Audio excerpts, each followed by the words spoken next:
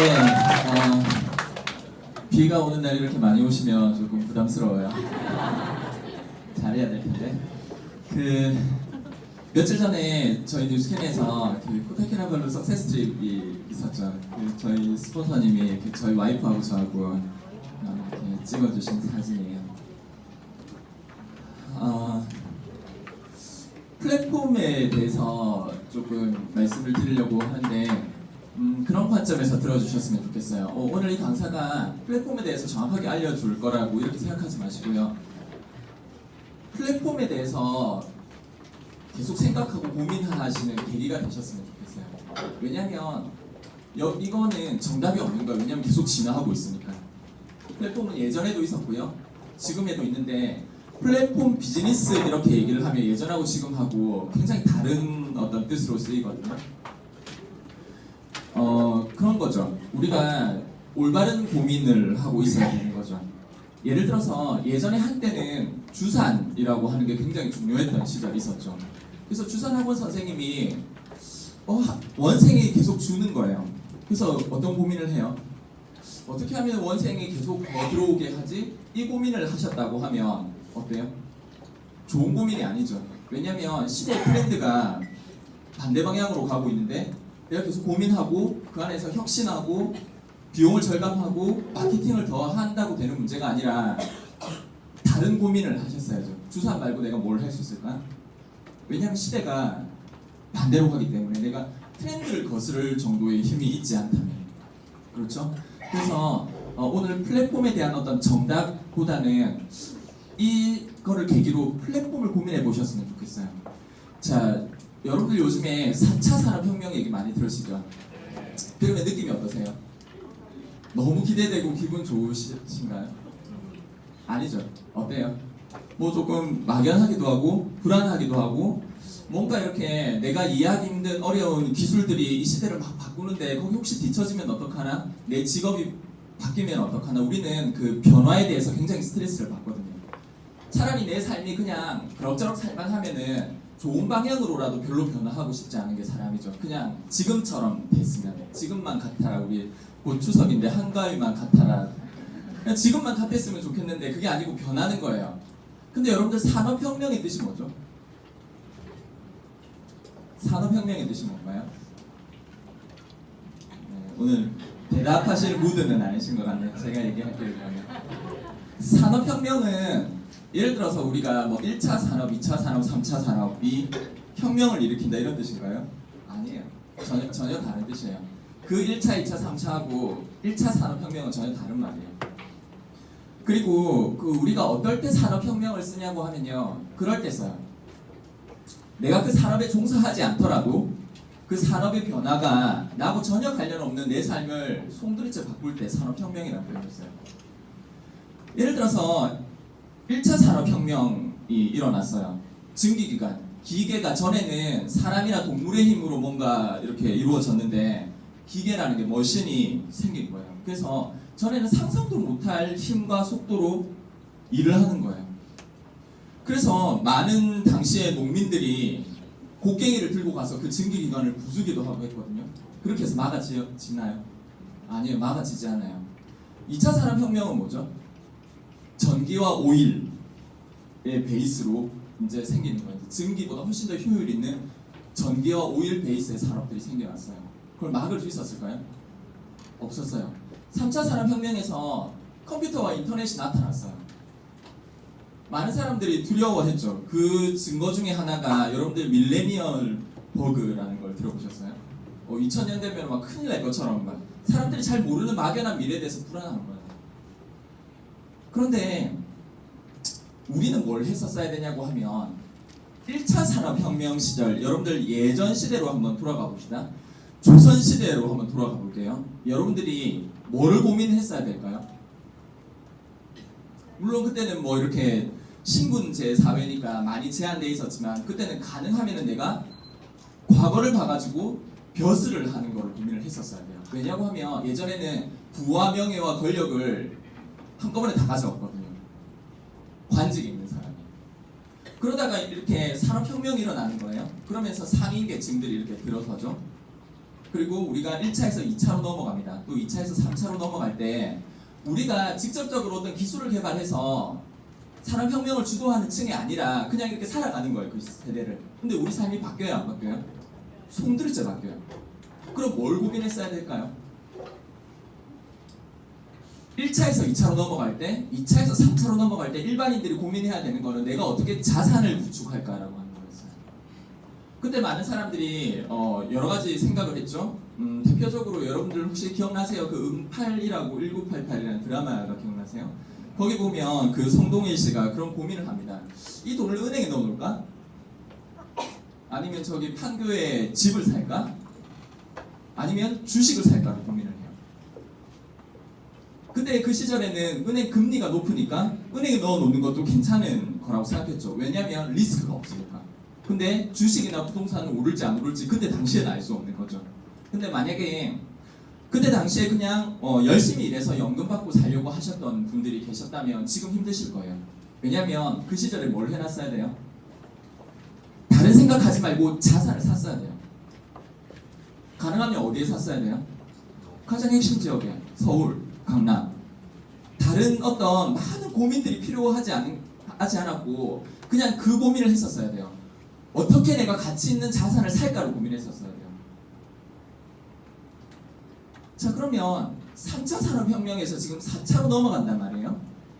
자산의 가치가 떨어질까요? 그렇진 않아요. 그런데 문제는 뭐냐고 하면 지금 1차에서 2차, 2차에서 3차로 넘어오면서 자산을 일반인들이 어떤 자산을 구매하기가 어때요? 굉장히 어려워졌어요. 지금 서울에 예를 들어서 강남의 아파트 값을 정부가 잡는다 해도 저게 잘 잡혀요? 잘 잡히지 않죠. 그러면은 우리가 그 자산이 괜찮으니까 가서 사면 되잖아요. 왜 안 사세요? 살 수가 없어요. 근데 되게 재밌는 거는 여러분들 신문기사 보셨어요? 그 강남에 정부가 뭐 대출 제한하고 뭐 세금을 매기고 이렇게 해도 최근에 그 땅을 그 아파트들을 구매한 사람들 중에 70에서 80%가 대출이 1원도 없대요. 놀랍죠? 대출 끼고 살 것 같죠, 아파트. 대출 없는 사람이 대다수예요. 그냥 가서 현금 일시불로 사는 거예요. 20억짜리 아파트. 그러니까 일반 서민들이 지금 1차에서 2차, 2차에서 3차 넘어갈 때 야, 역시 자산이구나. 저축도 아니고 근검 절약도 아니고 회사에서 인정받는 것도 아니고 자산을 샀어야 되구나. 인제. 그래서 열심히 일을 합니다. 한 달에 얼마 정도 저축하실 수 있어요? 1,000만 원? 아니죠. 정말 열심히 모으시고 아끼시면은 한 200에서 300 정도가 거의 맥시멈에 가까울 거예요. 일반 서민들은. 그렇죠. 그래서 한 달에 200만 원을 벌어가지고 1년이면 어때요? 2,400만 원, 10년이면요?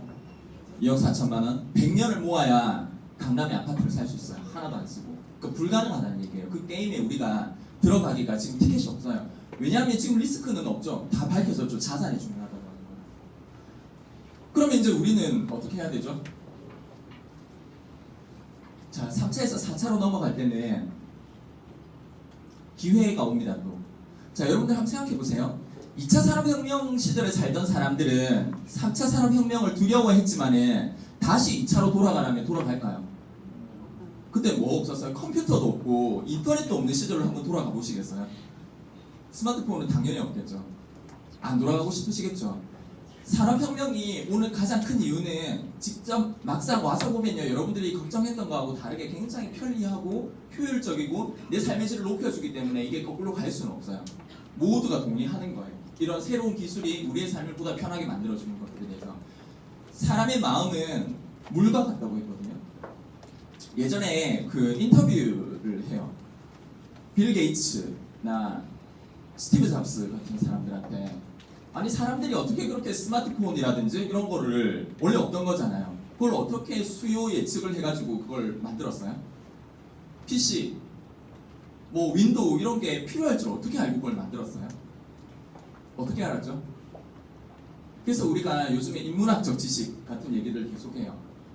세계를 통틀어서 우리가 알고 있는 거는 뭐냐고 하면 사람의 마음은 물과 같아서 편한 쪽으로 내려가요. 불편하게 거슬러 올라가는 사람들은 굉장히 소수예요. 대다수는 일단 내가 어떻게 해서 한번 편해지잖아요. 그러면 다시는 못 돌아가요. 그래서 이게 충분한 편리성을 가져다 준다면은 이게 가능하다고 보는 거죠. 그래서 4차 산업혁명이 오는 거를 막을 수도 없고 그 누구도 막으려고 하지도 않을 거예요. 자, 그러면 우리가 알아야 될 부분은, 그러면 1차에서 2차로 넘어왔을 때 2차에서 3차로 그때 한번 예를 들어서 여러분들이 기회를 놓치셨다면, 또는 우리의 부모님이 기회를 놓치셨다면, 여러분들 전후에 있잖아요. 1960년대 전후에 우리나라가 필리핀이나 말레이시아 뭐 이런 나라들한테 원조 받은 거 아세요? 우리가 지금 생각할 때 우리보다 조금 후진국이라고 생각하는 나라들한테 원조를 받았었어요. 그 당시에 고층 빌딩이 몇 개나 있었을까요, 우리나라에? 없었어요. 지금은요? 되게 많죠. 그거 다 누구 거예요? 원래 아무도 안 가졌던 거를 불과 한 4, 50년 만에 다 주인이 생겼는데 숫자가 어마어마하단 말이에요. 그 다 누구 거냐고요. 왜 그 시절에 아무도 못 가졌던 시절에, 그렇게 기회가 많던 시절에 왜 우리 할아버지, 부모님 세대들은 생각도 안 한 거예요. 그게 중요하다고 생각한 게 아니라 많은 고민들을 했던 거예요. 어떻게 잘 살까를 고민 안 해봤겠어요? 그래서 어떻게 고민했을까요? 자녀들한테 교육시키는 거 보면 알죠. 뭐라고 교육시킵니까? 엄마 말 잘 듣고 선생님 말 잘 듣고 학교 가서 열심히 공부해가지고 좋은 대학에 들어가라고 가르치죠. 좋은 대학에 왜 들어가나요? 좋은 직장 들어가려고요. 좋은 직장 들어가서 조금이라도 더 대우받고 돈 더 받고 남 밑에서 일하라고. 그 결과로 자산을 취득을 못한 거예요. 그래서 지금 어때요? 힘들죠. 그러면 저희도 이렇게 뉴스캠 비즈니스도 마찬가지예요. 저희 파트너들이 이렇게 저한테 와서 여러 가지 고민들을 털어놔요. 근데 사실은 많은 거진 한 80에서 90%의 경우에는 매너상 답을 하는 경우가 되게 많아요. 그래서 어제 제가 그 저희 팀 카톡방에 그 사진 하나를 이렇게 올렸는데, 생텍쥐베리 아시죠? 네. 야간 비행이라는 책을 썼거든요. 그 책에 그런 대사가 있어요. 인생에는 원래 답이 없어. 앞으로 나가는 힘이 있을 뿐이야. 해결책은 따라와 라고 얘기를 해요. 무슨 말이냐고 하면 여러분 고민 되게 많으시죠. 그런데 갑자기 여러분들한테 한 100억대의 빌딩이 하나 생겼어요. 그래서 월세가 3억씩 들어와요. 여러분들이 하시는 많은 고민들이 있잖아요. 그냥 해결책은 그냥 와요. 그렇지 않겠어요? 그래서 그 안에서 해결책을 자꾸 구해도 해결책이 없는데, 우리가 가지고 있는 거는 뭐냐고 하면 앞으로 나아갈 수 있는 힘, 그걸로 해결이 가능하죠. 그래서 미리서 고민하고 예측하고 해봐야 막상 가서 보면요, 그렇지 않은 경우가 되게 많아요. 자, 그래서 오늘의 핵심 주제 뭔지 아시겠어요? 우리가 산업혁명이라고 뭐가 온다고 하니까 좀 두렵기도 하고 불안하기도 한데, 그럼 과연 우리가 무엇을 고민해야 되는가? 그렇죠? 전에 우리 할아버지, 부모님 세대가 야, 어떻게 하면 저런 큰 빌딩을 하나 가질 수 있을까를 계속 고민하셨다면, 그게 고민의 1순위였다고 하면 지금 하고 있는 여러 가지의 고민들이 불필요할 수 있다는 거죠. 자, 그래서 답은 이미 나와 있죠. 3차에서 4차로 넘어갈 때 우리가 할 수 있는 거는 플랫폼을 구축하는 거죠. 자, 여러분들 요즘에 보니까 대한민국에서 있잖아요. 여러분들 우리나라가 인터넷이 빠르다고 해서 이 나라가 4차 산업혁명에서 앞서간다는 그런 느낌을 받으시면 굉장히 곤란합니다. 지금 미국도 그렇고요. 우리보다 어떻게 보면 좀 후진국이라고 생각하는 중국도요. 그 안에서 100대 기업의 순위가 얼마나 많이 바뀐지 아세요? 우리나라 바뀌었어요. 그대로요. 삼성이고 현대기아차하고 SK예요. 이 나라가 혁신을 거부해요. 외국에서 지금 이렇게 세계 탑 50 안에 들어가는 수많은 기업들이 우리나라에 오면 뭐가 돼요? 불법이 돼요. 다 막는 거예요. 왜 막죠? 그거 막아서 일자리 보전해야 정부가 지지를 받죠. 지금 그거 다 이렇게 뚫리면은, 여러분 4차 산업혁명에 일자리가 많이 없어진다는데 많이 없어지던가요? 많이 안 없어져요. 근데 언제까지 저렇게 국민들의 어떤 데모, 시위와 정부의 정책으로 언제까지 막을 수 있을까요? 그래서 옆나라 중국만 한번 보세요. 얼마나 많이 변화하는지, 최대 기업의 순위가. 그리고 놀랍게도 있잖아요. 그 기업들은 대부분 원래 우리의 전통적인 사고에서 반드시 있어야 됐던 자본이 별로 없이 시작한 기업들이 많아요. 그래서 어마어마한 부를 구축하죠. 플랫폼으로. 자, 우리가 한번 생각을 해보세요. 이 사진은 이것도 역시 저희 스폰서님이 말레이시아의 한 거리에서 이렇게 찍은 거예요. 그러니까 저도 말레이시아를 잘 몰라요. 그래서 가서 당연히 좀 택시가 있겠거니 하고 이렇게 밤에 거리를 나갔다가 굉장히 당황해서 택시 한 대도 없는 거예요. 서민들은 택시를 이용하지 않아요.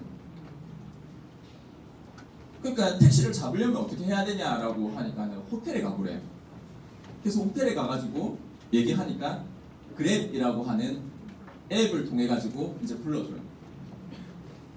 그래서 말레이시아 가려면 그랩을 깔고 가라는 얘기는 이제 저도 알고 있었는데 귀찮잖아요. 한국에서 그랩을 쓸 것도 아닌데. 그래서 그냥 갔다가 그래도 택시가 좀 비싸도 많이는 없어도 있기는 있겠지라고 생각했는데 없더라고요. 전혀. 굉장히 곤란하더라고요.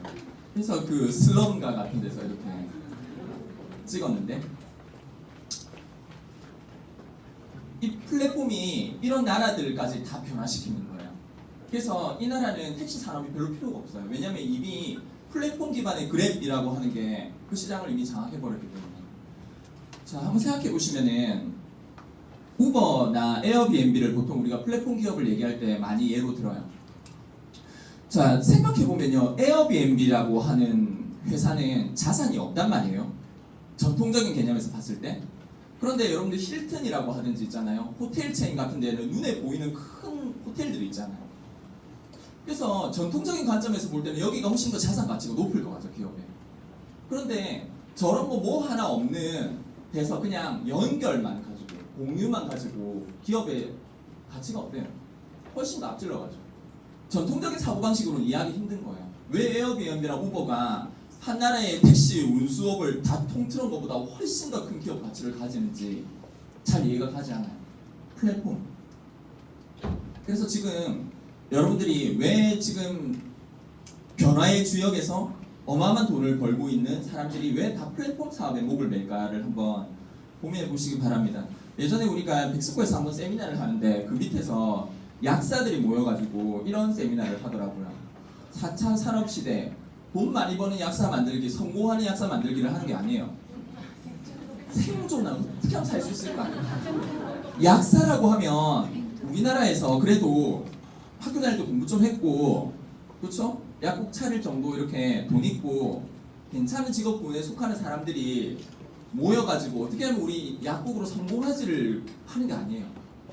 어떤 위기의식이 있어요? 야, 이거 잘못하면 못 살아남겠는데 라는 위기의식이 있으니까 저기에 사람들이 백스코에서 이 강의를 해야 될 정도로 몰리는 거예요. 커리큘럼 보면 되게 많아요. 복잡해요. 이 사람들 뭐 이렇게 배우는 거 좋아할까요? 자기 약국 문 닫아놓고? 아니라니까요. 위기의식을 느끼는 거죠. 왜냐하면 이들은 그래도 학식이 있는 층들이라서 뭔가 이렇게 신문이나 여러 가지 정보를 통해서 이게 내가 이러고 있다가 큰일 난다라고 하는 거를 캐치를 하는 층인 거죠. 여러분들한테 플랫폼에 대해서 설명을 하기 위해서 제가 가지고 온 자료는 거울나라의 앨리스라고 하는 동화책입니다. 저 책을 통해서 저는 4차 산업혁명과 플랫폼에 대해서 굉장히 많은 영감을 받지만 실제로 저 동화책을 제가 이렇게 보고 있으면 사람들이 되게 이상하게 생각하는 경향들은 많아요. 1860년대 정도 되나요? 어쨌든 1800년대 루이스 캐롤이라고 여러분들이 이상한 나라의 앨리스는 다 아시죠? 네. 대박을 쳤죠 당시에. 그리고 나온 책이거든요. 거울나라의 앨리스. 거울나라 앨리스 지금 이 넘기는 거 한번 보세요. 지금 여기 보시면은 이 앨리스가 있잖아요. 지금 이 여왕이랑 같이 달리고 있어요. 빨리 달리는 것 같아요? 천천히 달리는 것 같아요? 엄청 빨리 달리죠. 거의 발에 땅에 안 닿을 정도로 빨리 달리죠. 그런데 무슨 일이 일어나냐고 하면 앨리스가 어리둥절하게 생각해요. 뭘 어리둥절하게 생각하냐고 하면 굉장히 빨리 달리고 있는데 주변의 배경이 바뀌지가 않는 거예요. 계속 그 자리인 거예요. 열심히 뛰고 있는데 제자리 뛰게 하는 것처럼. 그래서 어리둥절하니까 여왕이 뭐라 그래요? 더 빨리. 괜히 말할 생각하지 말고 빨리 뛰어라는 거예요. 빨리. 말을 하려고 한 건 아니었대요. 너무 숨이 차서 말할 정도도 없었는데 더 빨리 가래요.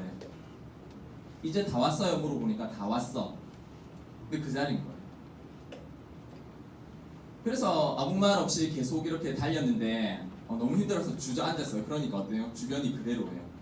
여왕이 뭐라고 하냐면 당연하잖아. 뭘 기대한 거야? 이렇게 얘기해요. 그래서 앨리스가 내가 사는 나라에서는 이렇게 빨리 뛰면 보통은 한참 먼 지역까지 가요라고 얘기하니까 여왕이 뭐라고 하냐면 느림뱅이 나라 같으니라고 얘기해요.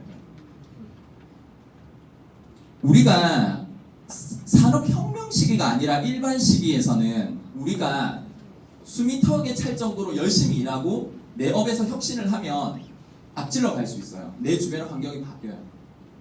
근데 산업혁명 시대에는 어떤 일이 일어나냐고 하면 숨이 턱에 차게 움직이면 겨우 뭘 할 수 있어요? 그 자리에 머물러 있을 수는 있어요. 숨이 턱까지 차게 달리고 또 달리고 말할 틈새도 없이 더 빨리 달리면 주변에서 계속 얘기하죠. 더 빨리 달리, 더 열심히 하고. 최저임금 이렇게 오르니까 어때요? 알바 자르고 본인이 밤늦게까지 하고 하다 못해요. 요즘 보니까 그런 분들도 있더라고. 공사 현장 가서 일해가지고 알바한테 임금 주고. 왜 그래요? 차라리 그만두지. 계약 때문에 못 그만두는 거예요. 임대 어떻게 해요? 버티는 거죠. 조중동 신문에 그런 기사도 났더라고요. 다시는 누가 협박을 해도 안 할 거라고 평가. 산업혁명 시대에 그런 일들이 일어나요.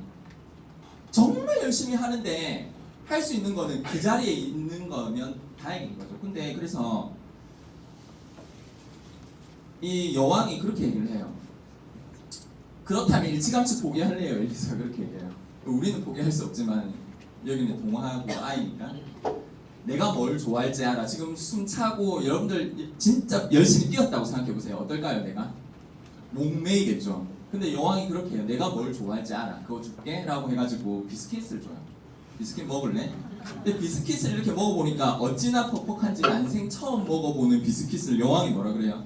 네가 뭘 좋아할지 알아 라고 얘기를 하면서 주는 거예요. 요즘에 소위 이제 정부 정책을 이렇게 보면은 네가 뭘 좋아할지 알아 라고 해가지고 줘요. 자영업자 대책 막 나와요. 자영업자가 막상 그걸 먹어보면 어때요? 좀 아닌데 라는 생각이 들어요. 더 목이 메요. 예전에 제가 요즘은 잘 안 하는데 2, 3년 전에 그때 박근혜 정부 3년 차인가 2년 차인가 그때 그 기업체 강의를 조금 나갔었거든요. 그 전에도 조금 이렇게. 근데 하루는 이상한 조짐이 보였어요.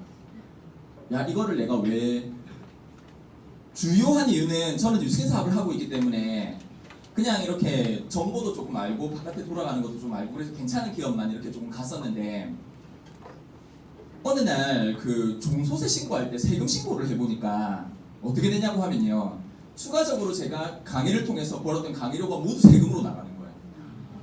근데 그 전에 세율이 바뀌지 않았거든요. 왜 세율은 그대로인데 세금이 이렇게 많이 나가지? 근데 제가 하고 있는 일들은 대부분 어항 속의 금붕어 같이 뭔가 이렇게 절세를 할 만한 일들이 아니에요. 뉴스캔도 어때요? 다 실적 다 잡히죠. 강의 이것도 다 잡히는 거예요. 왜냐면 기업체에서 다 그거 끊어가지고 부가세 다 신고하는 항목이잖아요. 왜 세율이 바뀌지 않는데 세금이 이렇게 많이 나갈까? 뭔가 바뀌는 거죠. 지금 문재인 정부에서 이렇게 보니까 제가 정치적인 얘기를 하는 게 아니에요. 그냥 우리 삶에 녹아 있는 얘기만 할게요. 뭐 좋다 나쁘다도 아니에요. 둘 다 입장도 아니죠. 근데 어쨌든 경기가 어때요? 되게 힘들죠. 근데 세금이 역대로 많이 거쳤어요. 왜 그렇죠? 서민들이 돈을 많이 벌어야 세금이 많이 나가야 되잖아요. 근데 왜 서민들은 다 어렵다고 하는데 세금이 역대로 몇십조가 더 거치는 이유는 뭐예요? 점점 사회가 어때요? 투명해지고 뭔가 이렇게 예전처럼 좋은 게 적은 거라고 그냥 넘어가는 법이 없는 거예요. 이제. 예전에는 얼렁뚱땅 그렇게 여러 가지 편법으로 살 수 있었다면 지금은 다 투명해지고 점점 투명해지고 그래서 부동산 조금 가진 분들 뭐 괜찮겠지 하고 있었던 분들 막 2억씩 3억씩 세금 때려맞고 막 이런 거 요즘에 많죠. 괜찮겠지가 아닌 거예요. 이제. 괜찮지 않은 거예요. 그런 일들이 일어납니다. 그리고 나중에 보면 이 험프티 덤프티라고 하는 게 나오는데요. 이거는 이 거울나라 앨리스에서 처음 나온 캐릭터가 아니고 서양에는 이 캐릭터를 다 알아요. 우리나라로 치면 뭐 심청이나 뭐 이렇게 뭐 춘향이나 바보온들 알듯이 아는 캐릭터예요. 서양 사람들. 우린 잘 모르죠. 험프티 덤프티가 그 처음에 영국의 노래 가사에 나오는데 어떤 노래 가사가 나오냐면 이런 벽에 앉아 있는 캐릭터예요. 얘는. 그래가지고 얘가 까불다가 탁 떨어진 거예요. 뭐처럼 생겼어요? 계란이죠. 떨어진 거 어떻게 돼요? 다 깨졌어요. 그래서 왕과 왕의 군사와 말들이 와가지고 어떻게 도와주려고 해도 도와줄 수가 없어요. 깨져버려요. 또 얘가 여기 거울날에 앨리스에 출연해가지고 엄청 이렇게 깝죽대요. 앨리스한테 계속 뭐라고 하고 나중에 떨어지거든요. 험프티 덤프티 문제라고 해서 경제학 서적이나 이런 데 가끔씩 나와요. 이 뭐냐고 하면 굉장히 오만하게 나는 괜찮을 거라고 생각하고 다른 사람들을 비판하지만은 자기가 막상 한번 떨어지면은 구제불능인 사람들을 의미해요. 그래서 미국 대선 때 보면은 저게 많이 나와요. 트럼프도 이렇게 트럼프 얼굴 그려놓고 여기 해가지고 저 교만한 사람 저렇게 하지만은 니 한번 떨어지면 박살 날 거면서 라고 하는 의미로 미 대선 때 자주 나와요. 우리가 그 플랫폼을 이렇게 조금 이제 얘기를 시간이 왜 저렇게 많이 갔죠? 뭐 아무것도 안 하는 빨리 해야 되겠네요. 한번 애플과 블랙베리의 예를 들어드리면 제일 빨리 이해하시더라고요. 자, 블랙베리라고 하는 회사는요 전통적인 관점에서 봤을 때 거의 완벽에 가까운 회사였어요. 저 회사는. 왜냐고 하면 기술적으로도 뛰어나고 디자인도 뛰어나고 트렌드도 잘 읽고 많은 셀럽들이나 비평가들이 극찬했어요. 근데 어느 날 어때요? 완전히 망해버렸어요. 왜요? 혁신하지 않아서? 아니에요. 혁신의 최첨단에 있던 기업이에요. 이 자리를 애플과 삼성이 가져가 버렸죠. 무슨 문제가 있었을까요? 애플이 훨씬 더 혁신을 잘했을까요? 디자인이 더 뛰어났을까요? 기술이 더 뛰어났을까요? 뭘까요? 애플은 어디 무슨 경쟁을 했냐고 하면요 플랫폼 상에서 경쟁을 했어요. 어떤 플랫폼이죠? iOS라고 하는 플랫폼 기반에서 경쟁을 했어요. 어떤 말이냐고 하면 블랙베리는 약 8,000명 정도의 굉장히 우수한 직원들을 채용했어요. 그래서 이 직원들이 혁신하는 거예요. 그런데 혁신의 한계는 조금 있어요. 왜냐하면 같은 회사 직원이 같은 회사에 출근해서 비슷한 내용의 CEO의 얘기를 듣고 뭔가 혁신을 하는 거예요. 그런데 그리고 이들한테 뭐가 나가죠? 페이 월급이 나가야 되죠. 주급이나 연봉이 나가죠. 근데 애플은 어떻게 했냐고 하면요 그냥 플랫폼을 만들었어요. 그러니까 약 20만 명의 애플 직원이 아닌 게 되게 중요해요. 약 20만 명의 사람들이 모여서 앱을 개발해요.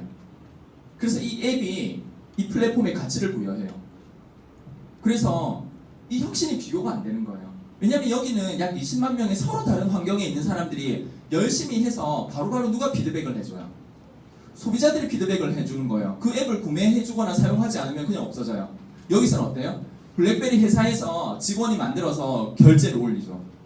그래서 중간에 있는 경영자들이 보고 오 괜찮으면 채택을 하는 거예요. 게임이 될까요? 게임이 안 되는 거예요. 심지어는 애플은 이 20만 명의 앱 개발자들한테 월급도 주지 않아요. 경쟁이 되겠어요? 삼성은 뭘 했죠? 보고 있다가 아 이게 맞겠구나라는 결정을 잘 내린 거죠. 경영자가. 그래서 뭘 하려고 했냐면 처음에 이 안드로이드라고 하는 플랫폼을 빌려 쓰다가 우리가 우리 플랫폼 만들어 볼래라고 했다가 박살났죠. 여러분 한 가지 아셔야 되는 거는 플랫폼이 답이긴 한데 플랫폼 기업, 플랫폼 비즈니스를 하는 거는 굉장히 어려운 일이에요. 삼성도 하다가 안 돼서 손들고 안드로이드 거를 계속 쓰는 게 마음이 편할까요? 저 구글의 자산이고 구글 건데. 그러면 왜 어렵죠? 왜 플랫폼 비즈니스를 하는 건 어려울까요? 제가 자, 이 문제가 생겨요.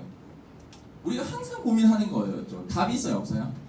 닭이 먼저예요, 계란이 먼저예요? 답이 없는 거예요. 자, 한번 생각해 보세요. 이 iOS 같은 플랫폼을 내가 하나 만들려고 해요. 그러면은 무슨 문제가 생기냐고 하면 이런 문제가 생겨요. 소비자가 애플 소비자가 수억 명이 있죠. 그러니까 이 20만 명이 달려 들어가지고 앱을 개발하는 거예요. 그렇죠? 역설적으로 이 iOS에는 이렇게 많은 앱 개발자들이 있기 때문에 이 수억 명의 소비자가 여기 와서 소비를 하는 거예요. 쉽게 말해서 내가 플랫폼 하나 만들었어. 돈 얼마 안 들죠. 전통적인 기업 가치로 보면은. 그런데 처음부터 그러면 수십만 명의 앱 개발자가 뛰어들어가지고 막 앱을 개발해 줄까요? 아니에요. 왜 안 하죠? 소비자가 없으니까. 그럼 다시 말해서 내가 소비자만 모아볼까요? 아직 앱 개발자가 없으니까. 모여요? 안 모여요. 왜냐하면 플랫폼의 가치가 없잖아요. 제대로 된 어플리케이션이 하나도 없는데 누가 옵니까?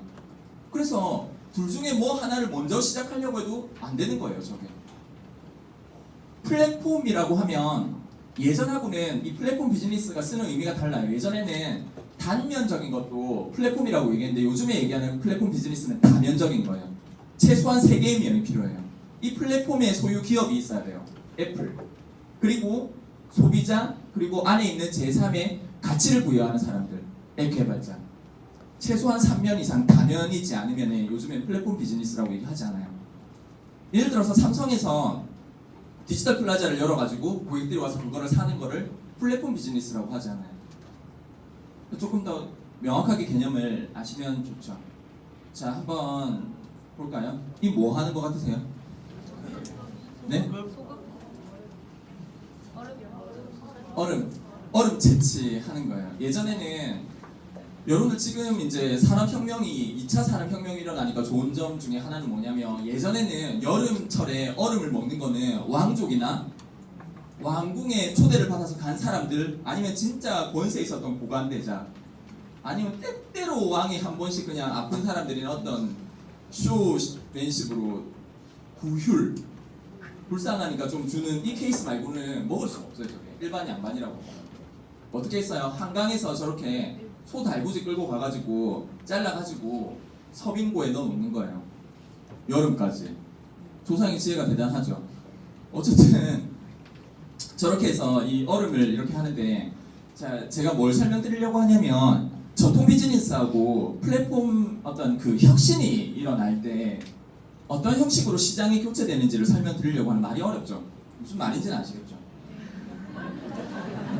제가 말하면서도 좀 말이 복잡하네요. 여러분들 플랫폼의 제일 큰 적은 뭔지 아세요?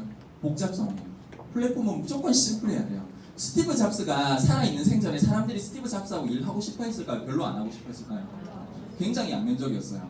이 스티브 잡스하고 일을 하면 뭔가 세상을 바꾸는 일을 하니까 좋기는 한데 같이 일을 하면은 너무 뭐라고 하니까 스티브 잡스가 어떤 식이었냐고 하면 회의를 해요. 그러면은 어떤 중역진이 자기하고도 상관이 있으니까 여기 들어와서 앉아 있어요. 근데 스티브 잡스가 봤을 때 이 사람이 큰 상관이 없다고 하면 이 사람이 나가기 전에는 회의를 시작을 안 해요. 중역인데 당신이 여기 왜 들어왔냐고. 왜냐하면 조금이라도 관련 없는 사람이 회의에 들어오면 어떻게 돼요? 복잡해져요 회의가. 그래서 진짜 중요한 위치에 있는 중역도 당신이 왜 여기 있냐고 그 말 들으면 기분 어때요? 회의하려고 이렇게 왔는데.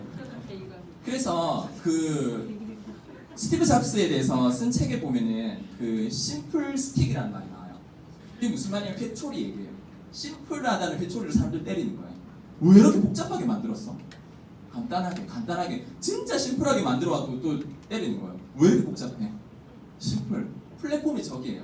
한번 생각해보세요. 어떤 플랫폼이 되게 복잡하다고 하면 플랫폼에 가치를 부여하는 그런 앱 개발자들이나 이런 사람들이 뛰어들까요? 안 뛰어들까요? 복잡한 거 싫어하는 거예요.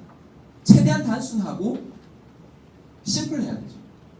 어쨌든 자, 저 얼음 산업의 예를 한번 들어봅시다. 1800년도 초반에 미국의 미네소타는 얼음 산업으로 유명했어요. 100년을 저걸로 있잖아요. 벌어먹고 살았어요. 그래서 어느 정도였냐고 하면 당시에 이 여기서 채취한 얼음을 세계로 수출을 했어요.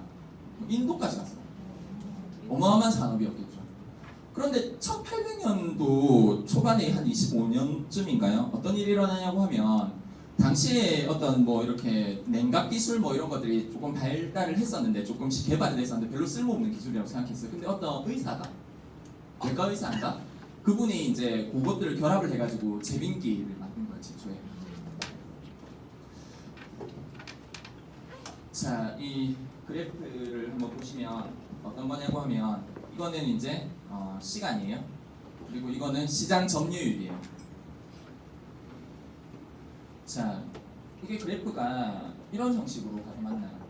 처음에 이 얼음 산업이 엄청 크죠. 이때는 이 제빙기가 만들어졌다고 하면 이 산업에서 뭐라고 하는지 알아요? 1단계에서는 무시해요. 웃기고 있네라고 생각해요. 우리 지금 이 얼음 양이 어마어마한데 네가 그거 기계 만들어가지고 뭐 그거 한다고 누가 그 기계를 사? 라고 생각하는 거예요. 무시. 근데 이게 조금 있으면 시장 점유율이 조금 올라오고 자기가 약간 떨어질 기미를 보이면 2단계에서는 뭘 하는지 아세요? 거부해요. 막 욕해요. 저거 뭐냐면서 적극적으로 비난하기 시작해요. 3단계는 뭘 할까요? 이 거부하는데 거부되지 않고 시장 점유율이 계속 올라오는 거예요. 2단계에서는 이제 혁신해요. 근데 어떤 혁신이냐고 하면 프로세스 혁신을 해요. 좀 더 잘 드는 톡, 좀 더 절연되는 보관 창고, 좀 더 빠른 귀속선 이런 것들을 도입하기 시작해요. 지금 뭔가 산업 자체가 기울었다는 생각은 안 하고 혁신으로 이겨내려고 해요. 어떻게 하면 이겨낼 수 있을까? 근데 계속 시장 점유율이 올라가고 여기는 떨어지거든요. 뭐 때문에 그렇죠? 기술의 발달 때문에. 그러면 이 4단계에서는 어떤 일이 일어나는지 아세요? 전통사업에서 어떻게 대응하는지 아세요? 이때부터는 가격이 나는 거예요. 이 시점에 들어오면은 아까 보신 붉은 여왕의 효과가 나타나기 시작해요. 미친 듯이 일을 하면 겨우 그 자리에 머무를 수 있는 일이 일어나요. 그래서 미친 듯이 일을 했겠죠. 가격이 나한 거는 뭐예요? 제 살 깎아 먹는 거죠. 5단계에서는 어떻게 돼요? 사라져요. 이런 일이 얼음 산업에서만 일어나는 게 아니라 거의 모든 산업 전반에 있어서 우리가 역사를 통해서 세기를 통해서 많이 봤어요. 다 저런 것들을 거쳐요. 우리 네트워크 마케팅 뉴스킨도 이렇게 보면요. 처음에 그 유타 프로브에서 젊은이들이 뭐 통도 하나 없이 있잖아요. 마케팅 뭐 비법도 없이 숟가락이 있으니까 집에서 통 갖고 와가지고 좋은 화장품 퍼서 가니까 사람들이 뭐라고 생각해요? 무시해요. 웃기고 있다고 생각해요. 그거 뭐 사람들 뭐 다단계 이렇게 얘기를 해요. 2단계에서는 뭘 해요? 적극적으로 거부해요. 그런 거 하면 안 되라고 얘기를 해요. 큰일 난다고 얘기를 해요. 3단계에서는 이제 경쟁을 하다가 이제 혁신을 하겠죠. 그러다가 이 사람이 점점 커지면 어때요? 자, 여러분들 예전에 인터넷이 발달하면 방문 판매나 네트워크는 다 죽는다고 얘기를 했어요. 왜냐면 이거는 중간에 인건비가 들어가는 사업이고 그 인터넷으로 다 팔면은 보관도 필요 없고 뭣도 필요 없다고 생각했거든요. 우리나라에서 거의 있잖아요. 유일하게 종사자와 매출액이 줄지 않는 업이 뭔지 아세요? 방문 판매. 신기하죠? 생각과 조금 다른 거예요. 그래서 여러분들이 한번 조금 생각해 보실 그런 거는 있죠. 자, 아까 제가 플랫폼 하기가 비즈니스가 하기 쉽다고 했어요? 어렵다고 했어요? 굉장히 어려워요. 그런데 최근에 들어서 플랫폼 비즈니스를 처음부터 해서 성공하는 기업이 나타나기 시작했는데 효과가 어마어마해요. 자, 예를 들어서 여러분들 페이스북 같은 회사도 감히 처음부터 플랫폼 비즈니스를 하지는 못했어요. 처음에 뭐였어요? 대학교에서 데이트하는 조그만 어떤 그 채널로서 하다가 인원이 많아져서 지금 플랫폼을 하는 거예요. 그런데 그래서 많은 기업들이 플랫폼 요즘에 새로 뜨는 재벌들은 다 플랫폼을 하네 이렇게 해가지고 플랫폼에 도전했는데 다 어떻게 됐어요? 다 망했어요. 왜냐면 아까 닭과 계란의 관계처럼 둘 중에 하나를 어떻게 끌어올 방법이 없는 거예요. 같이 끌어와야 되는데 같이 어떻게 끌어옵니까? 어렵죠. 근데 이런 일들이 생각이 났어요. 지금 보면 핑도도라고 중국에서 젊은 30대 청년이 만든 회사예요. 3년 만에 소비자 한쪽 면에 3억 명을 유치했어요. 그래서 나스닥에 올렸는데 30조 3년 만에. 여러분 전통 사업에서 3년 만에 30조를 벌 수 있었나요? 젊은 청년이에요. 30대. 이분의 사부는 가짜 짝퉁의 대가였어요. 어쨌든 그 일화를 보면 재밌는 일화들이 많아요. 그 여러분들 워렌 버핏과의 식사 아시죠? 그 사부가 워렌 버핏과의 식사를 굉장히 고가에 사가지고 이 당시에 젊은 20대 청년을 그 식사 한 끼를 같이 합니다. 이 청년이 열심히 공부해가지고 당시에 많은 기업들에 들어갈 수 있었는데 안 들어가고 당시에 저평가 받던 구글에 들어가요. 구글에 들어가서 당시에 저평가 받으니까 뭘 주냐고 하면 인재들이 안 들어오니까 스톡 옵션을 주는 거예요.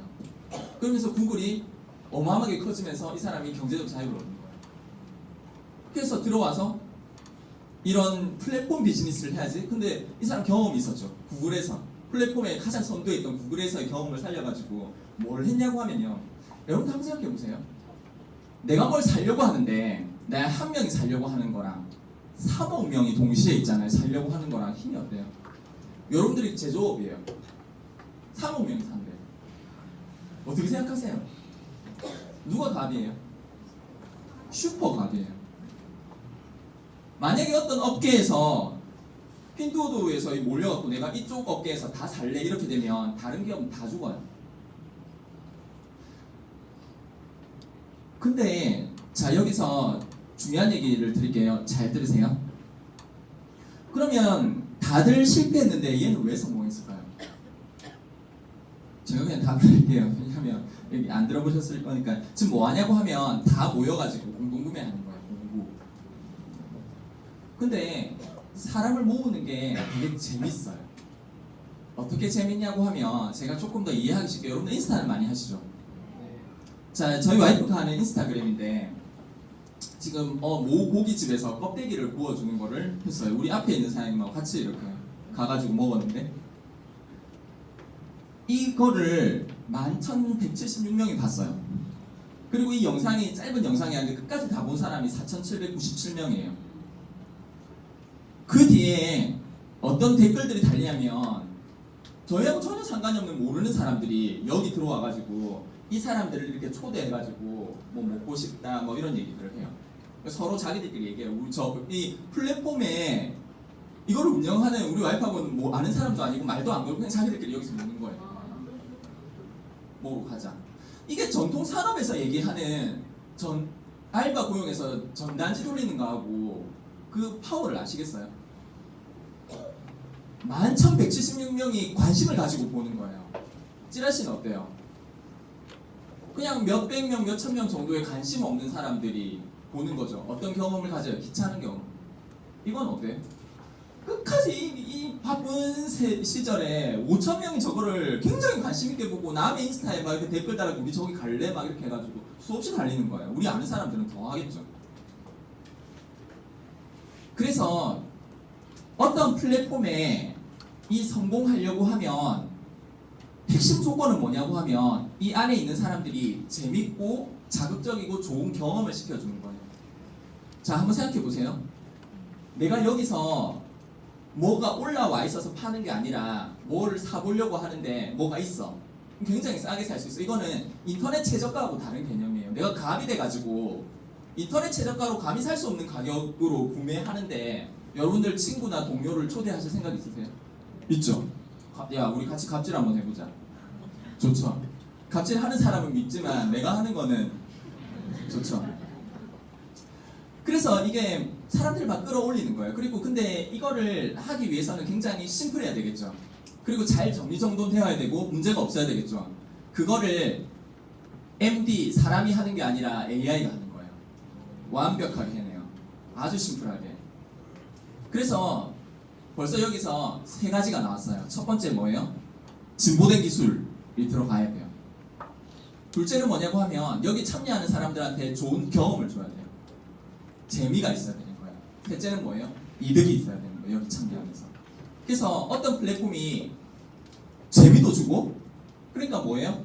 오프라인 상에서 우리가 뭐 사러 가면은 잘 깎으시는 분들 있죠. 그 재미가 있는 거예요. 오프라인 상에서 뭘 사는 재미, 뭔가 참여하는 거. 온라인 상에서는 어때요? 내가 뭐 아무것도 행사할 수 없잖아요. 오프라인 상에서 물건을 사는 재미와 온라인의 효율과 그거를 뛰어넘는 어떤 무언가가 결합되어서 저 3억 명이 모이니까 저 회사가 돈을 많이 버는 게 아니고 그냥 기업 가치가 높은 거예요. 왜냐면 이 3억 명을 가지고 있잖아요. 자, 여기서 플랫폼의 특징이 나옵니다. 플랫폼 사업을 하는 이유는 뭐냐고 하면 공간과 시간에 제약을 받지 않는다는 거예요. 여러분들 광장에 있잖아요. 10,000명만 모아보세요. 정신 하나도 없죠. 모이기는 할까요? 진짜 무슨 이렇게 뭐 대통령 탄핵 같은 이슈가 일어나야 몇십만 명이 모이는 거지. 3억 명이 모일 수 있는 데가 없어요. 어디서 모일 수 있어요? 온라인의 플랫폼에서는 3억 명이 아니라 50억 명도 모일 수 있어요. 그런데 더 중요한 건 뭐예요? 이들한테 심플하게 메시지를 던져줘서 방향성을 만들어요. 야 여기 가보자. 저희 힘을 아시겠죠? 하나의 산업 자체를 좌지우지할 수 있어요. 우리가 여성분들이 다 모여가지고 뭐 예를 들어서 여성들 필수품 있죠? 생리대. 진짜 잘 만드는 기업에서 야 우리 이 기업에서 그냥 다 사자 사모면 웬만한 회사들은 다 망해버려요. 그 힘이 생기는 거 소비자 힘이 강해지는 거예요. 플랫폼이 없을 시절에는 그거를 상상할 수 없었어요. 자 예전에 경기가 좋았던 이유가 뭐예요? 소비자들이 정보가 없으니까 경기가 좋죠. 지금 다 투명해지니까 사람들이 예전에는 장사를 아무나 하는 게 아니었는데 요즘은 아무나 해요. 왜냐면 어떻게 하는지 유튜브에 다 올라와 있어요. 너 다 풀어줘요. 그래서 비슷비슷하게 경쟁을 해요. 그 프랜차이즈 쫙 깔리죠. 그래서 예전처럼 내가 뭔가를 독점할 수 있는 시장 자체가 아닌 거예요. 을이 되죠. 점점.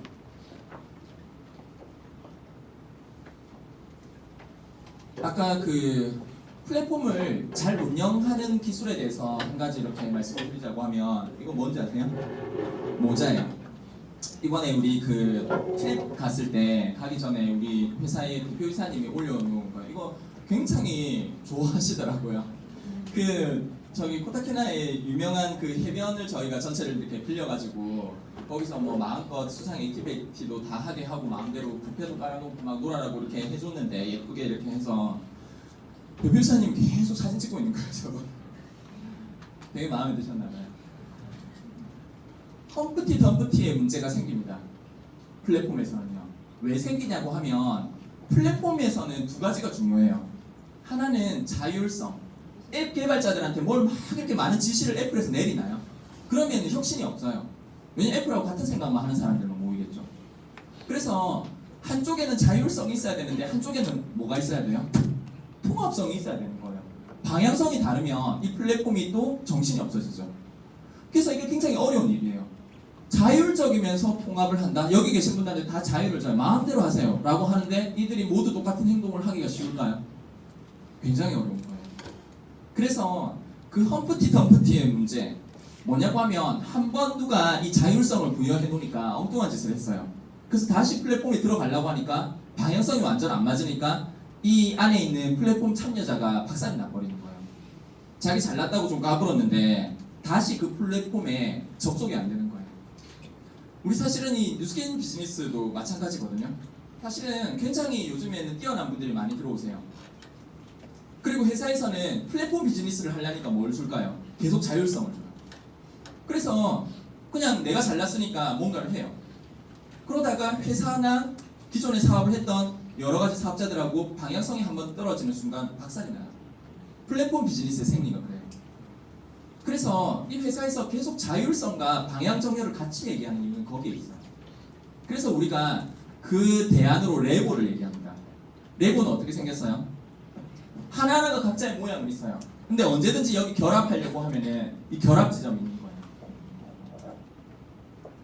많은 이렇게 보면 뉴스킨 회사에서 저런 트립이나 어떤 행사를 가보면 뭘 통제하지 않아요. 굉장히 편하게 하거든요. 그런데 어떤 행사를 시작하면은 사업자들이 한 방향으로 있잖아요. 굉장히 즐겁게 즐겨요, 그 행사를. 돈 벌기 위해서 억지로 뭔가를 하는 게 아니라 방향성을 가지고 가요. 그래서 플랫폼 만들기가 쉽지 않은 거예요. 보통은 그렇게 안 되거든요. 정말 그 안에서 다른 사람들이 그 모두가 한번 생각해 보세요. 이런 네트워크 비즈니스는요, 장벽이 없기 때문에 21세부터 노인까지 돈 많은 사람, 돈 없는 사람, 자산 있는 사람, 없는 사람, 교육 수준 높은 사람, 아닌 사람, 투잡하는 사람, 원잡하는 사람, 쓰리잡하는 사람, 뭐 각기 다른 지역의 다른 계층의 다른 성별의 이 사람들이 자유를 줬는데 한 방향으로 가는 건 굉장히 어려운 일이에요. 왜냐하면 그들의 마음속 깊이 공감대를 끌어내지 못하고서는 그게 되지 않거든요. 단지 어떤 이성적인 목적만 가지고는. 그래서 여러분들이 만약에 플랫폼 비즈니스를 하시거나 또는 이 뉴스킨 같은 비즈니스를 하실 때는 이 험프티 덤프티의 문제를 꼭 생각하셔야 됩니다. 여기는 자율성이 부여되어서 내가 뭔가 개성도 있고 매력도 있어야 돼요. 아니면 힘들어요. 왜냐면 사람들이 나를 봐주지 않거든요. 인스타에 사람들 얼마나 많아요? 내가 뉴스킨 제품 올린다고 누가 거들떠나 보나요? 매력이 있어야 되는 거예요. 개성도 있어야 되고 그러면 나의 팬들이 모여서 지지하죠. 하지만 방향성을 잃어버리면은 박살이 나요. 다시 가면은 살릴 수도 없어요. 방향성을 이탈하면. 이 플랫폼의 무서운 점이에요. 플랫폼이 플랫폼 전체가 박살이 날 수 있는 리스크는 복잡성이고요. 그 안에 있는 플랫폼의 개별 참여자가 박살이 날 수 있는 리스크는 방향성을 잃었을 때. 왜냐하면 자기보다 뛰어난 사람들은 얼마든지 많기 때문에. 그리고 이 플랫폼에서 많은 이 기업들이 취하는 전략 중에 골디락스의 전략이라고 하는 거. 골디락스 아세요? 그 애가 어떤 집에 이렇게 문을 열고 들어갔는데 뭐 침대도 3개 있고 탁자 위에 죽도 3그릇 있고 알고 보니까 곰 3마리 사는 집 기억 안 나세요? 골디락스? 침대에 이렇게 들어가 보니까 큰 침대는 너무 큰 거예요. 작은 침대는 너무 작고 알맞은 데서 자요. 그리고 죽이 있는데 하나는 너무 뜨겁고 하나는 너무 차가우니까 중간 정도의 죽을 먹는 그런 얘기가 계속 나와요. 골디락스의 전략은 뭐냐고 하면 예를 들어서 여러분들이 그 안드로이드를 쓰신다라고 가정해 봅시다. 이 앱 안에 이렇게 들어와서 유료 앱들이 있어요. 유료 앱들이 잘 사지던가요? 잘 안 사지죠. 왜냐면 무료 앱들도 많은데 조금 불편하더라도 나는 돈 내고 사고 싶지 않는 이럴 때 많은 사람들이 유료를 사도록 이렇게 끌어들이는 전략이 골디락스 전략이에요. 이렇게 하는 거예요. 무료 앱도 있어요. 굉장히 좋은데 아주 불편하게 만들어요. 일부러. 광고를 막 띄우거나 아니면 여러 가지 절차를 거치거나 아니면 뭐 핵심적인 어떤 기능 하나를 빼버리거나 그런 거죠. 유튜브 이렇게 보면은 돈 안 내면 어때요? 유튜브 틀어놓고 다른 카톡을 확인할 수가 없어요. 유튜브가 꺼져요. 기술적인 문제인가요? 아니에요. 불편함을 주는 거예요. 그래 놓고 유료를 싸게 만든다고 해서 사람들이 유료를 사는 게 아니에요. 근데 뭐 또 유튜브 같은 어떤 굉장히 강력한 플랫폼들은 사람들이 결제하게 만들 수 있어요. 근데 보통은 그만큼 강력하지 않거든요. 유튜브 안 쓰고는 살 수 없잖아요, 진짜. 그럴 때 일반적인 앱은 어떤 전략을 취하냐면 상당히 그럴듯한 어떤 앱을 만들어서 유료 앱을 만들어서 고가를 때려요. 그거 사라는 뜻이 아니에요. 그 다음에 하나를 또 만들어요. 뭐예요? 굉장히 싸면서 고가하고 크게 많이 차이 나지 않고 봤을 때 뭐예요? 우리 트렌드? 가성비가 끝내주는 것 같은 앱을 1달러, 2달러에 만들어요. 그럼 사람들이 무료임에서 굉장히 불편하거나 유료임에서 굉장히 비싼 게 아니고 가운데 있는 지점을 선택해요. 골디락스의 전략이에요. 예전에도 있던 거예요. 근데 플랫폼에서 전에 있던 대부분의 전략들이 플랫폼상에서는 안 먹히는 경우들이 대부분 많은데 이 골디락스의 전략은 플랫폼에서 굉장히 잘 먹혀요. 자, 그리고 이 플랫폼상에서도 어떤 일들이 이렇게 일어나냐고 하면 전통기업에서는 있잖아요. 전통기업의 경영자들은 뭘 잘해야 될까요? 전통기업의 경영자들이 잘해야 됐던 거는 2가지예요. 첫 번째는 예측을 잘해야 돼요. 시장이 어떻게 흘러갈 건지를 모르고 덤벼들었다가 큰일 나는 거예요. 경영자가. 둘째는 뭘 해야 돼요? 효율적이어야 돼요. 효율을 잘 살려서 해야 되는 거죠. 플랫폼 비즈니스에서는 이게 아무런 가치가 없어요. 놀랍죠? 전에 경영자들한테 가장 중요한 덕목이었던 예측과 효율이 쓸모가 없어져요. 그리고 뭐가 생기죠? 진화나 생태계라는 말이 나와요. 쉽게 말해서 애플도 있잖아요. iOS 만들어 놓고 그 안에 어떤 사람들이 참여해가지고 어떤 앱을 개발해서 소비자들이 어떻게 쓸지는 자기도 예측을 할 필요도 없는 거예요. 단지 뭐만 하면 돼요? 이 플랫폼이 굉장히 심플하고 편리하게 많은 사람들이 들어와서 스스로 진화할 수 있도록 잘 만드는 사람이 이기는 거예요. 아마 소비자가 뭘 좋아할 거야 라고 하는 순간 또 붉은 여왕의 효과가 나타나요. 이 사람 지금 목이 매 죽겠는데 비스킷을 던져주면서 네가 좋아할 거야 라고 하는 이런 현상이 일어나기 시작해요. 그래서 모르는 거예요. 사람들이 뭘 좋아할지. 특히 요즘에 이제 이 소비를 점점 넓혀가는 밀레니얼 세대들은 그 전에 기성세대하고 완전히 다른 사람들이거든요. 전에 사람들은 뭘 통해서 세상을 봤어요? 내 2눈과 내 2발을 통해서 세상을 본 층들이에요. 밀레니얼들은 뭘 통해서 세상을 봐요? 폰을 통해서 세상을 보는 세대예요. 완전 보는 시각이 달라요. 그런데 내 생각에 아마 밀레니얼들이 이런 걸 좋아할 거야 라고 하셨다가는 쉽지 않겠죠. 그래서 예측도 아니고 효율도 아니고 뭐예요? 진화? 그들이 그냥 이렇게 판을 깔아줘서 자기들끼리 놀도록. 여러분들 아까 핀도도라고 거기 있잖아요. 아까 이렇게 보시면 이 나스닥 상장하는 이 그림이 있는데 제가 놀라운 사실 하나 알려드릴까요? 이 직원들의 평균 연령이 26살이에요. 우리나라에서요, 대기업에서 26살짜리들은 있잖아요. 일을 모르는 애들이에요. 재교육시켜야 돼요. 여성들 같으면 뭐 조금 그래도 연차가 있는데 남성들은 군대 갔다 와서 26 같으면은 뭐죠? 뭘 못 맡겨요. 근데 여기는 핵심 중역들이 있잖아요. 평균 나이가 26이라는 게 무슨 뜻인지 아세요?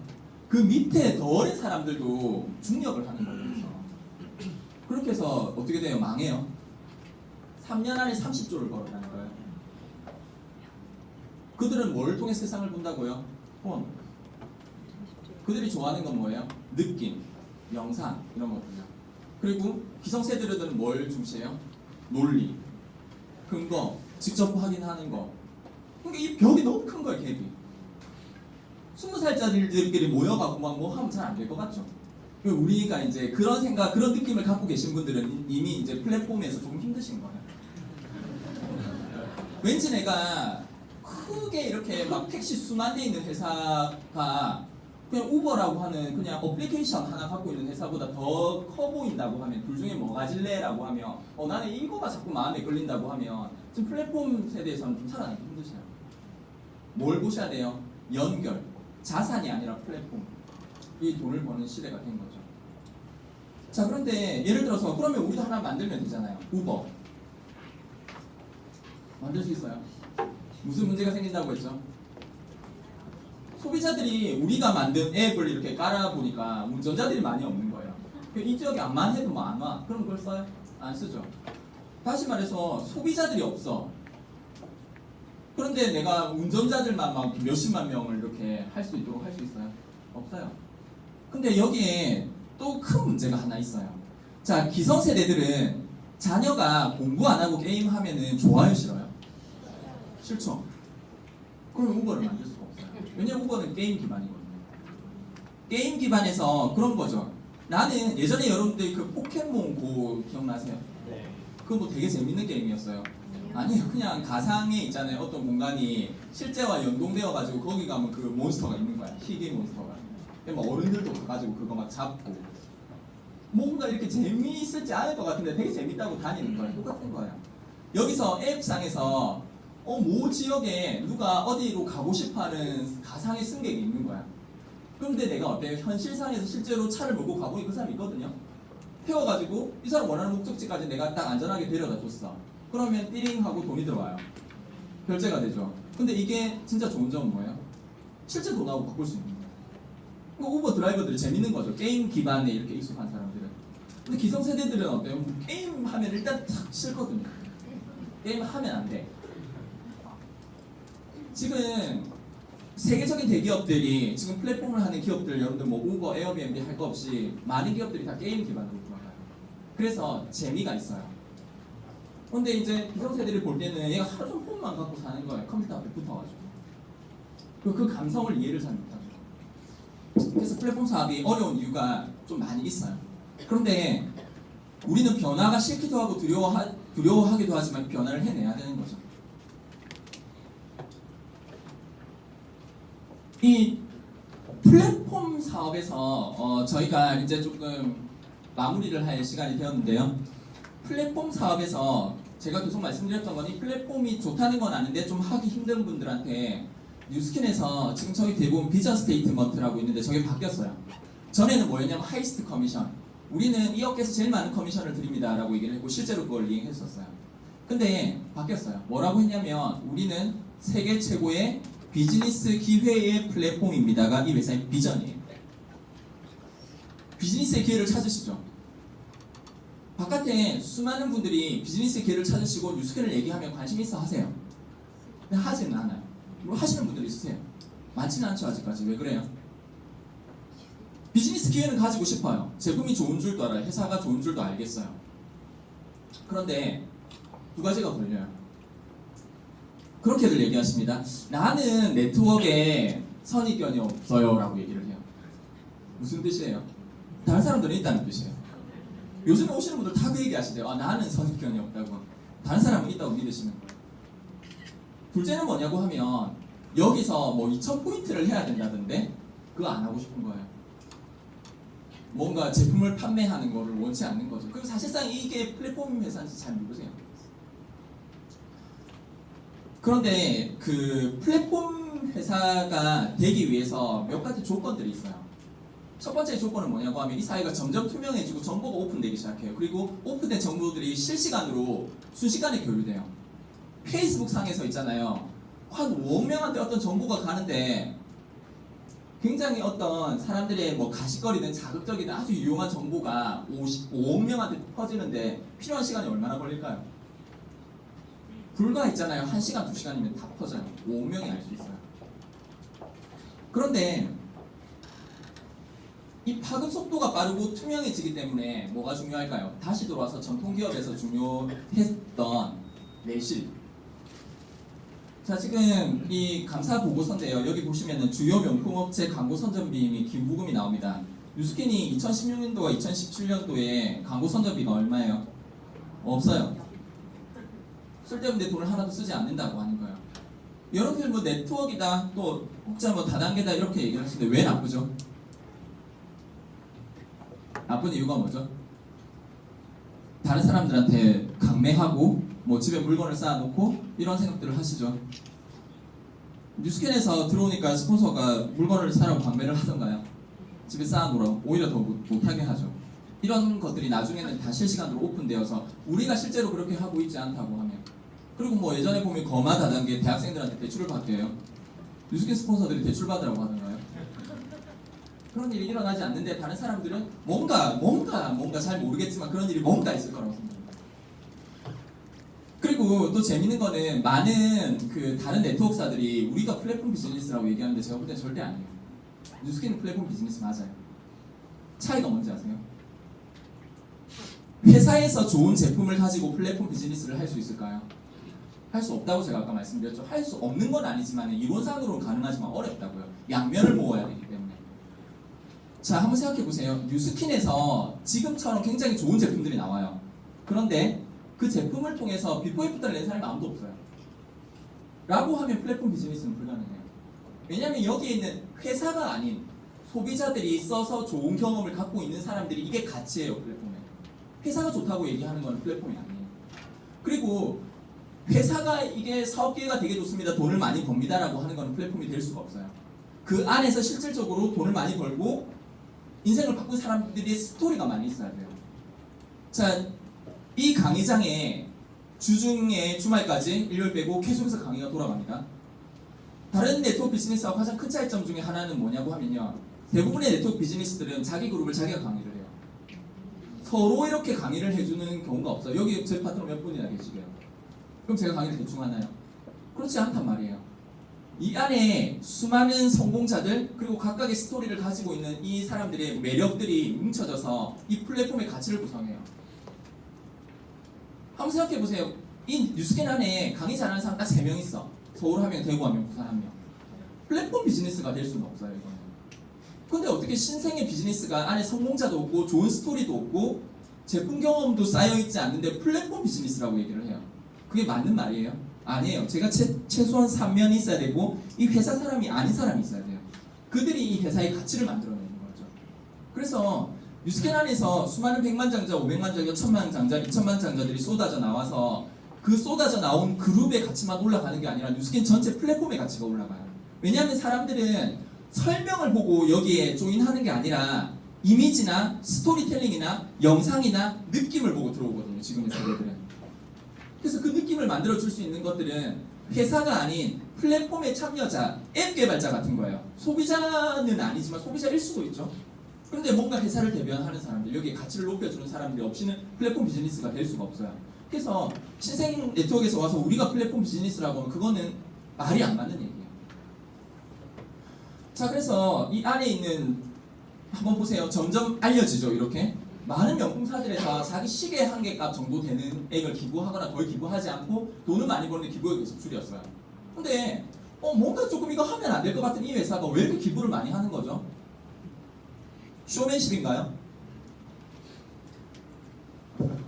그리고 제가 아까 기술이 있어야 된다고 얘기를 했죠. 점점 발전하는 이 시대에 뭘 가지고 경쟁력을 만들 거예요? 지금 여기는 그 상해에 있는 R&D 센터에 R&D만 하는 곳이에요.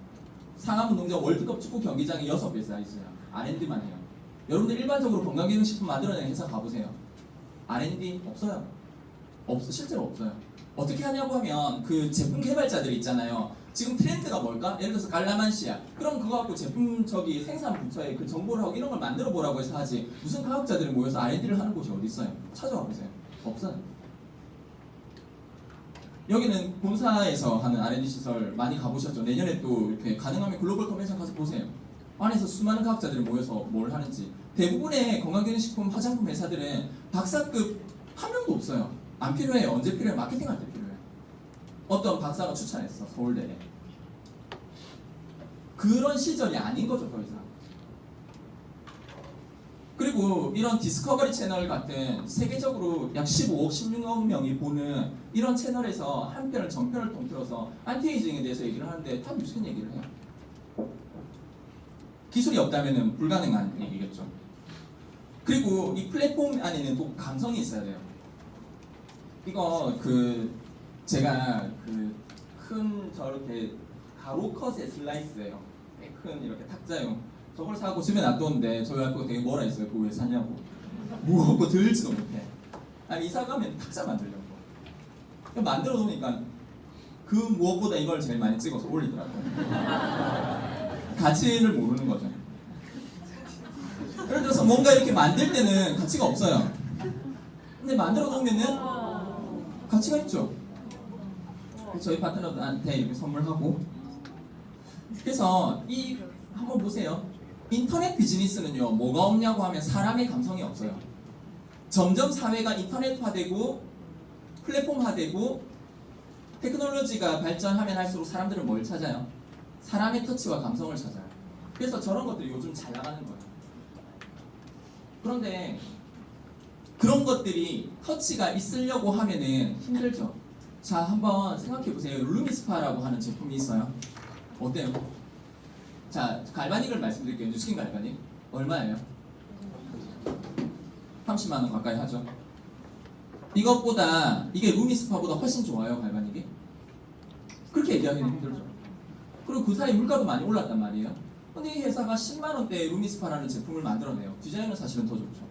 훨씬 더 편리하고요. 물론 갈바닉은 갈바닉 우수성이 그대로 있지만 어쨌든 루미스파가 손색이 없는데, 전통적인 사업에서는 뭔가 어떤 혁신적인 제품이 나오면 고가를 받아요.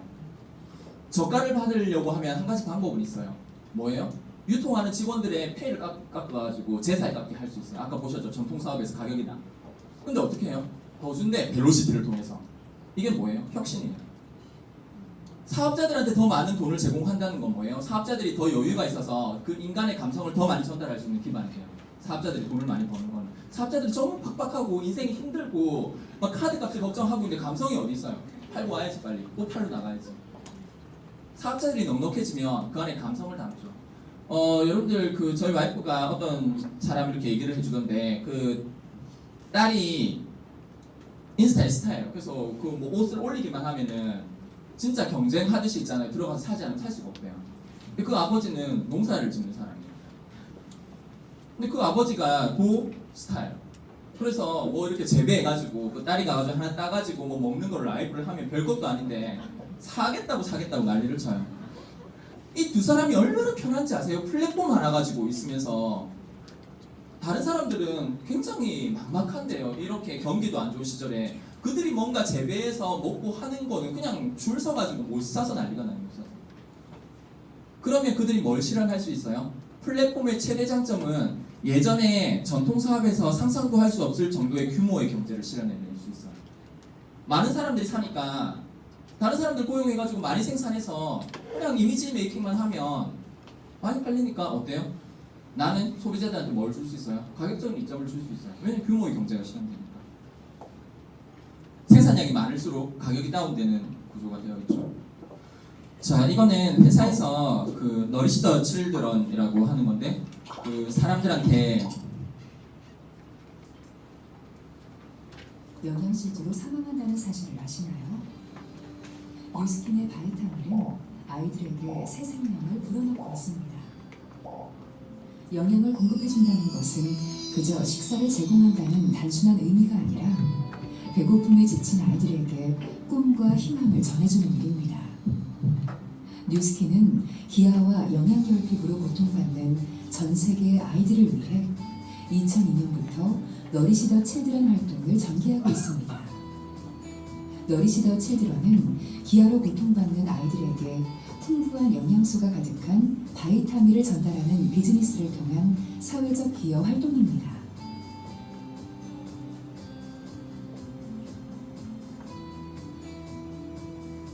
뉴스킨의 영양학자와 공동 연구자들에 의해 탄생한 바이타민은 영양 결핍으로 고통받는 어린이들을 위해 특별히 만들어졌습니다. 균형 잡힌 영양소가 가득한 바이타민은 말라위와 중국, 아이티 등 전 세계 도움이 필요한 아이들에게 전달되고 있습니다.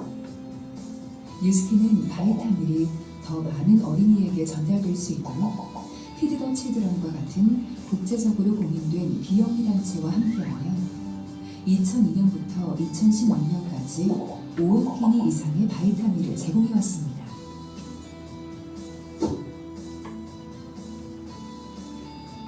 아프리카 말라위에서 1년에 한 번 진행되는 너리시 더 칠드런 체험은 가장 아름다운 나를 만나는 가슴 벅찬 시간입니다.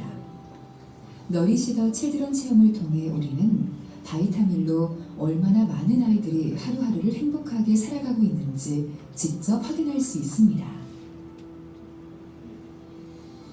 그리고 뉴스킨 코리아는 2012년부터 2015년까지 가족 자립 농업학교에 여학생 및 교직원 기숙사 3채를 기증한 데이어 2016년 뉴스킨 코리아 말라위 희망의 물 프로젝트를 시작했습니다.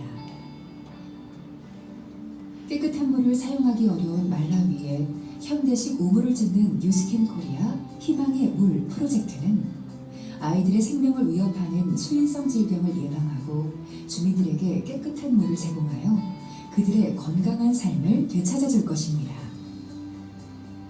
너리시 더 칠드런을 통해 전 세계 많은 아이들이 기아의 고통에서 벗어나고 있습니다. 하지만 아직도 도움의 손길이 필요한 아이들이 많이 남아있기에 세상 모든 어린이들이 기아에서 벗어나는 그날까지 뉴스킨이 앞장서겠습니다. 이거를 왜 보여드리냐고 하면요, 예전에는 어떤 기업이 좋은 회사인가 나쁜 회사가 크게 중요하지 않았어요. 지금 어때요? 이 회사가 사람들한테 감성적인 터치를 얼마나 잘할 수 있느냐 굉장히 중요해요. 플랫폼이 그냥 되는 게 아니고 그 안에서 스토리도 있어야 되고 감성 터치도 있어야 되고 기술도 있어야 되고 많은 것들이 필요해요.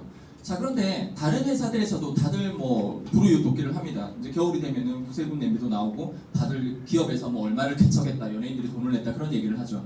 그런데 혹시 여러분들 어떤 기업에서 있잖아요, 별 말이 없다가 누적으로 얼마를 기부했습니다라고 하는 회사를 보신 적 있으세요? 누적으로 지금까지 다 모아서? 그 얘기는 안 해요. 왜요?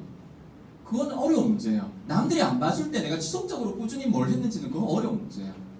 그건 마케팅이 아니거든요.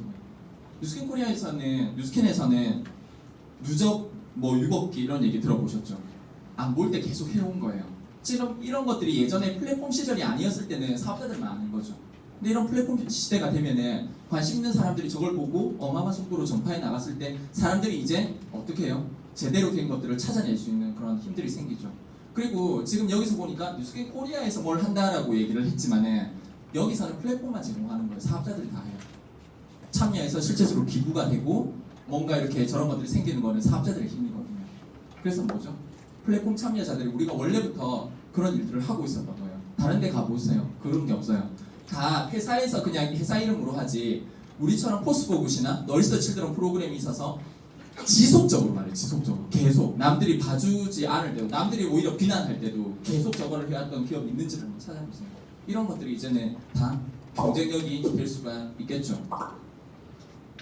그리고 이 기술적인 어떤 기반들이 있느냐가 되게 중요해요. 회사에서 지금처럼 플랫폼들을 중요하게 생각하고 만들어내고 있는지, 지금 각기 여러 가지의 저런 기반의 플랫폼들이 이렇게 만들어져서 사용을 하고 있습니다.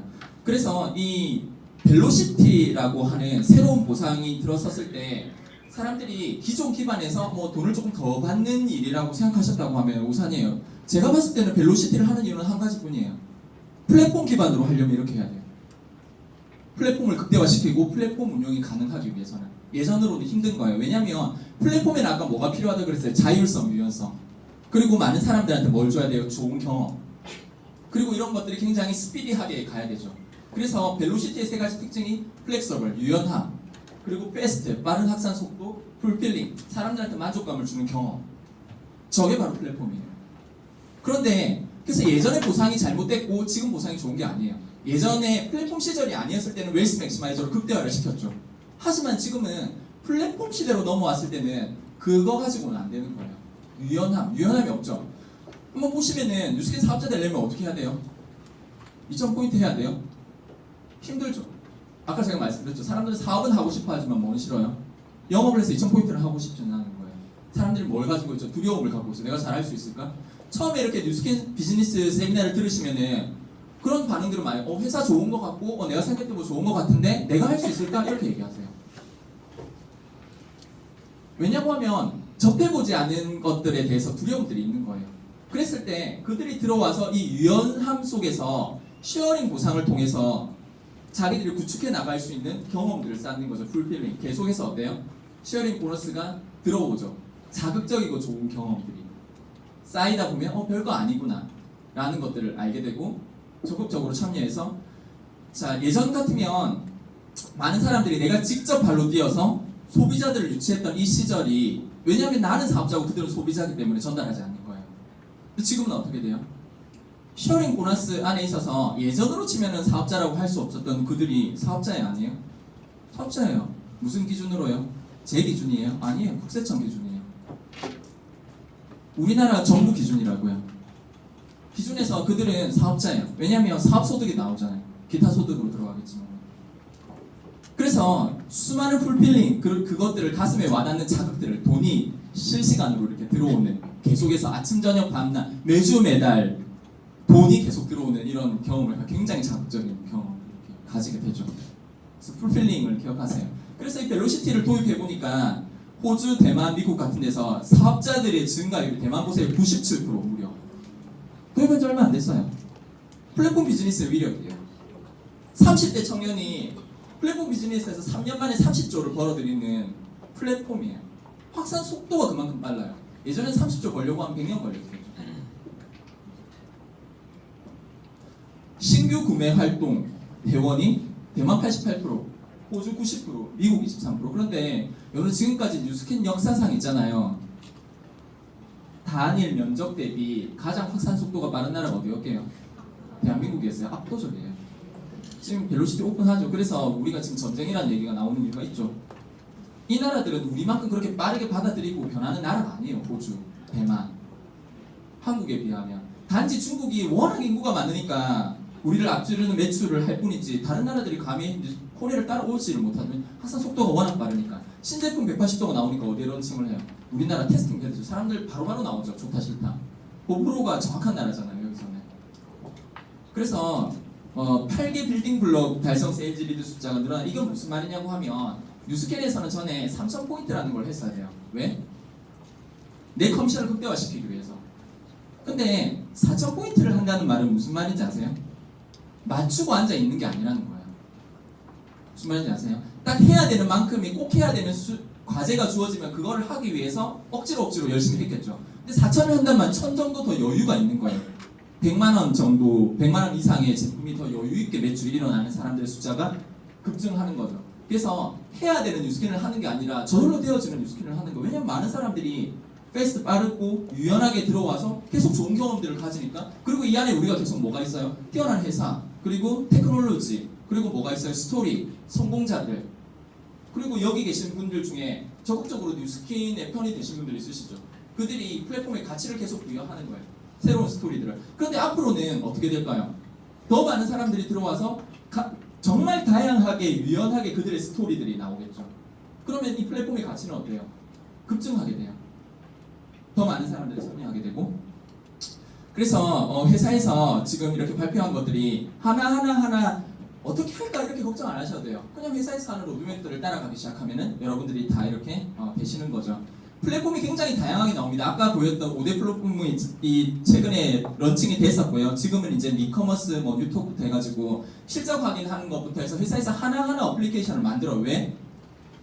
사람들은 다 나이, 성별, 스타일 비슷하더라도 생각이 다 다르기 때문에 그에 맞춰서 끊임없이 이 안에서 사람들이 활동할 수 있는 디지털 플랫폼을 회사에서 구축을 해주는 거예요. 그런 회사가 있던가요? 저거 내가 개발하려고 한번 해보세요. 굉장히 어렵거든요. 그래서 이런 기반들을 다 이렇게 구현을 해줍니다. 자, 그래서 한번 생각해 보세요. 지금 우리가 3차에서 4차로 넘어가는 이 시점에서 여러분들의 선택은 내가 하고 있는 일에서 프로세스 혁신을 할 수도 있어요. 조금 더 열심히. 붉은 여왕 효과는 일어날 거예요. 그래서 2배 열심히 하셔야 돼요. 그러면 조금 앞으로 가실 수 있고요. 아니면은 그 자리에 있을 수 있고, 아니면 확 뒤로 밀릴 거예요. 그래서 근근히 해 나갈 것인가, 아니면 진짜 바꿔 나갈 것인가? 지금 제가 사실은 플랫폼에 대해서 얘기하고 싶은 거에 반도 얘기를 못했어요. 조금 더 연결성과 이런 것들을 말씀드려야 되는데 다음에 또 기회가 있으면 제가 조금 말씀드리도록 하고요. 워낙 이게 방대하고 또 재밌는 얘기거든요. 이 플랫폼은. 네, 마지막 차트입니다. 제가 제일 좋아하는 그림 중에 하나인데 모지스 할머니 미국에 그냥 노인이 되어서 그림을 그리기 시작해서 미국 국민화가 되었죠. 이 그림의 제목은 노 스쿨 데이라고 하는 그림입니다. 어릴 때 한번 생각해 보세요. 언제 기분 제일 좋으셨어요? 학교 안 가는 날 좋았죠. 만약에 어떤 분이 저한테 뉴스캠 비즈니스 하시면 어떤 느낌이에요? 라고 물어보시면 저는 이렇게 말씀드리고 싶어요. 노 스쿨 데이, 학교 없는 날. 구축하는 데는 시간이 걸릴 수 있지만은 그래서 있잖아요. 저희가 우리의 어떤 그 부와 내 플랫폼을 위해서 뉴스캠 하세요도 있지만 있죠, 당연히.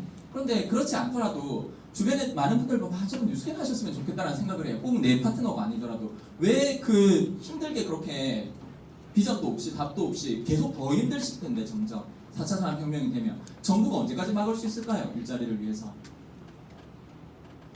그래서 오늘 제 강의만 가지고는 확실한 어떤 그 팩트를 다 듣지는 못하셨을 거예요. 왜냐하면 어떤 회사인지, 뭐 회사가 어떤 제품을 만들어내는지, 분위기는 어떤지, 잘 되고 있는지 등등 여러 가지 것들이 있죠. 영어를 잘하시는 분들은 뉴욕 증시에 상장이 돼 있으니까 재무제표를 한번 보시면 깜짝 놀라실 거예요. 이 회사가 이 정도의 재무 상태를 가지고 있어? 깜짝 놀라실 거예요. 우리나라에서는 그 정도의 재무 상태를 가진 기업이 없어요. 그런 것들을 하나씩 보시면 그런 기준들이 조금 생기실 거고요. 또 얼마 만에 사람들의 삶이 바뀌는지 그 속도, 그리고 이 안에 있는 사람들의 자부심.